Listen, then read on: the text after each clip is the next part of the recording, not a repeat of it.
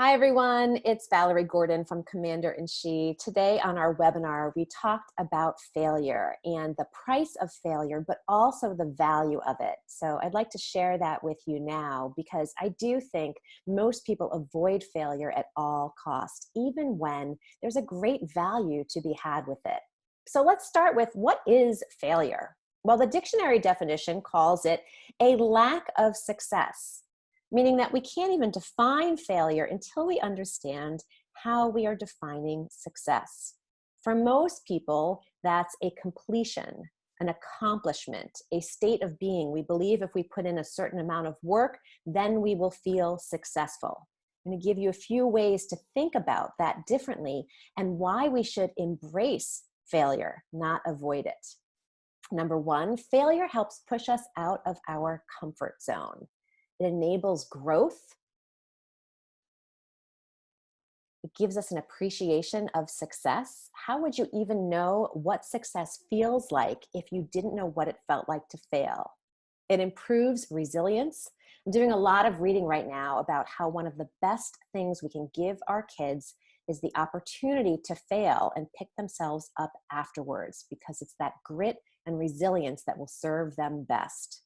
And it makes a relatable story. So often something happens and we think, well, this might make a great story later. So let me tell you about this story when I went to work in two similar but clearly different shoes.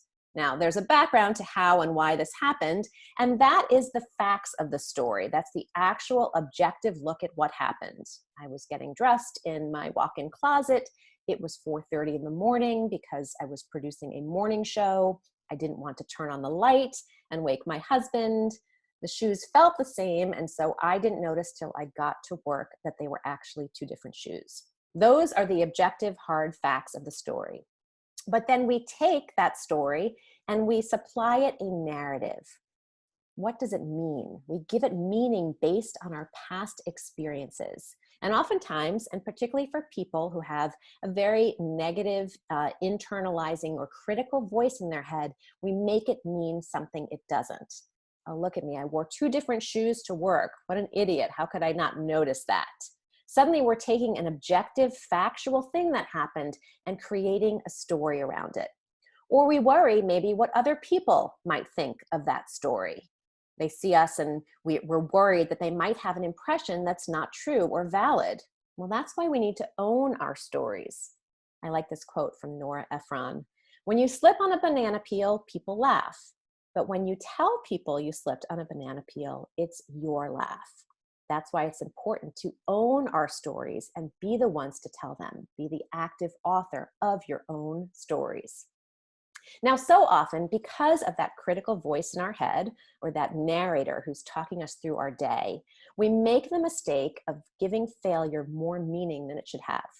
So you need to recognize the difference between failing at something, which is a circumstance or a situation, and being a failure, which is like an overarching character flaw. Why would you label yourself with that kind of a personality flaw based on a circumstance? And that's because our narrator is our most influential character in our story. Your narrator is the one in your head that's talking you through your day. Again, most people call this your inner critic. I like to think of it as a narrator because I'd like to think that it can be recast. So when you're getting that kind of story in your head, I'm such a mess, this will never work, or you're feeling like that negative internal narration is continuing, here are three questions you can ask. Who says it's so? Where is this voice coming from? Is it someone from your past that's popping up in your head? Have you ever questioned that narrator and what it tells you? Who says it's so? The second question you can ask is, so what? Okay, so I wore two different shoes to work, or I lost my patience with my kids, or I got laid off from a job that I really loved. Okay, so what? Let's talk about the hard facts, and then we can answer the next question, which is, now what? What happens next? Again, failure isn't the end of the story. In fact, if we look at a typical story grid, failure is just the start. This exposition here, that's the backstory. The conflict is what sets a story in motion. And I would say that failure is a state of conflict. But here's what happens. Most people are so afraid of the failure that they never take the action to move forward. And they just stay stuck in this backstory or this state of conflict. This is for anyone who feels like they're doing the same thing over and over again and never getting anywhere. That's because you need to change the actions in order to be able to move the story along. So don't stay stuck in conflict, and accept that failure is a temporary state, not the final story. We can also think of ways to simply fail better. Because look at the second definition of the word failure. Again, before we looked at why failure means a lack of success.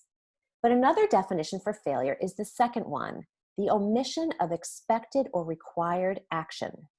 Now we're not talking about success being a particular accomplishment or place we need to get to. We're talking just about the actions we need to take so as to not fail. If omitting the action is the failure, then doing them is automatically a success. How might we fail better? Well, when we failed at something, and this was an actual egg that I flipped, it didn't land in the pan or anywhere near the pan, but it made for a great photo. Name the feeling. Okay, I failed. I'm feeling anxious. I'm embarrassed. I'm ashamed. I'm concerned. Name the feeling before we move on, because you don't want that feeling to dictate the next part of the story. You get out of your own way. In anything that we're going to do, we're going to have enough hurdles to jump over. Don't be one of them. Take the first step. Again, if you don't want to stay stuck in that state of backstory and conflict, you have to be willing to move forward. And you don't need to have the whole plan figured out before you do that. You only need to take the first step. Acknowledge effort and progress on the way. I was cleaning out my office the other day, didn't get it all done, did about 20%. So I could look at that as a failure that I didn't complete it, or I can say I'm 20% further along than I was the day before. And finally, redefine success. So often we think of it as accomplishments.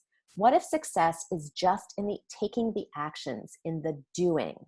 So stay action-oriented, make the plot points necessary to move the story along, and know that success is in the process. It's in the doing of it, not the end product, meaning that by just simply taking the actions, you are already successful.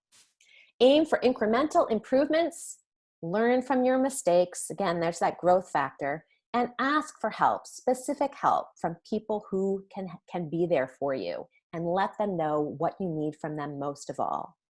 For anyone who needs more help moving on from a failure, I do offer individual coaching. Please email me at info@commanderinShe.com or go to my website to sign up for my newsletter so that you can stay in the know for upcoming workshops and webinars. Thanks so much for being here, and I wish you happy successes and not to be afraid of any failures.